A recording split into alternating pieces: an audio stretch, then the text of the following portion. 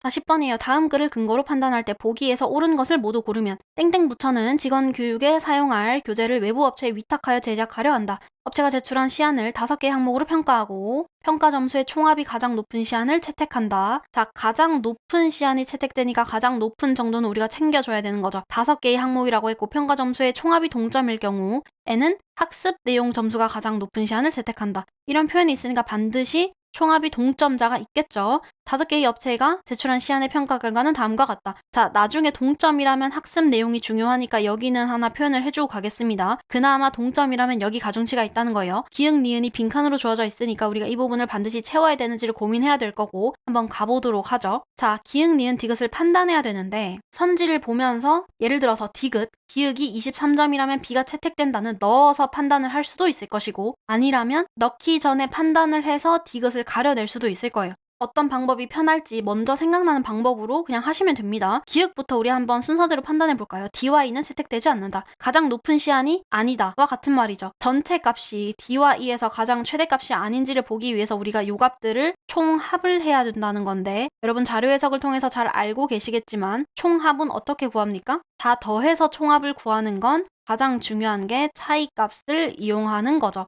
D와 차이값을 잡을 만한 가장 유사한 걸 보면 A를 가질 수 있는데 얘들은 다 똑같기 때문에 없앨 수 있죠. 얘와 얘는 다른데 얘와 얘는 똑같으니까 A와 D를 비교했을 때는 반드시 A의 총합이 커요. 그러니까 D는 A보다는 총합이 작으니까 절대로 선택될 수 없는 선지가 되겠죠. E의 경우는요. E의 경우도 보시면 얘와 얘 그리고 얘와 얘를 보면 C가 지금 더 커요.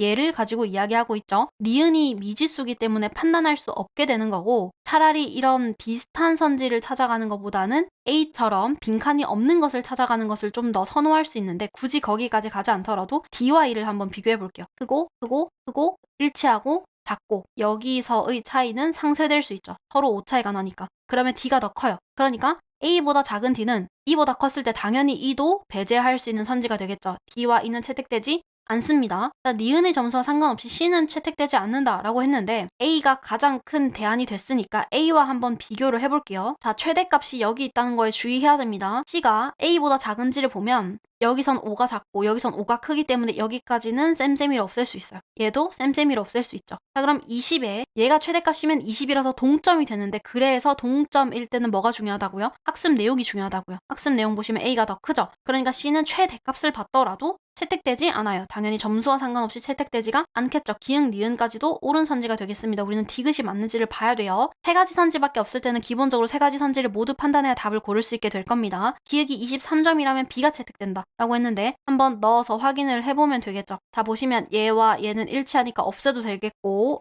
얘와 얘는요. 여기서 B가 플러스 5점인데 여기서 마이너스 3점이니까 일단 없애면서 플러스 2점 정도만 캐치를 해놓으면 되겠죠. 자, 플러스 2 때문에 25에서 얘는 마이너스 2까지 해도 동점인 거죠. 23보다 더 크다면 당연히 B가 더 크게 되는 거예요. 그런데 디귿 보시면 딱 23점이에요. 이게 무슨 말이냐면 A와 B의 점수가 동점이라는 거죠. 다시 한번 동점이 나왔을 때 현재에서 어디를 봐줘야 돼요? 학습 내용에 가중치가 있었다 라는 부분 가지고 와야 되죠. 그때 학습 내용은 B에서 더 크니까 B가 채택된다라는 선지, 옳은 선지로 가져가면서 우리는 답을 5번이라고 할 수 있어요. 구성요소 차이의 값을 비교하면서 전체 값을 계산해야 될 때는 차이 값으로 비교해야 된다라는 것이 가장 중요한 팁이 되는 문제였고 그것이 아니라도 어떤 선지가 빈칸으로 주어져 있을 때는 이 선지를 해결하기 위해서 빈칸을 그냥 넣어서 판단해도 된다라는 거 그리고 아니라면 여기서 먼저 기준을 정하고 나서 숫자를 보는 것도 괜찮죠. 더 빠른 방법은 사실 이 23점을 넣고 나서 계산을 하는 거라서 이 부분을 오히려 적극적으로 활용해 주시면 좋겠고 가장 중요한 부분은 동일한 점수일 때는 학습 내용 점수가 가장 높은 시안이 채택된다라는 가중치가 어디 있는지를 놓치면 안 된다는 겁니다. 차이값을 이용하면서 놓치면 안 되는 부분을 적절히 체크했다면 난이도를 상당히 낮게 느꼈을 문제가 이 10번과 같은 문제예요. 가능하겠죠?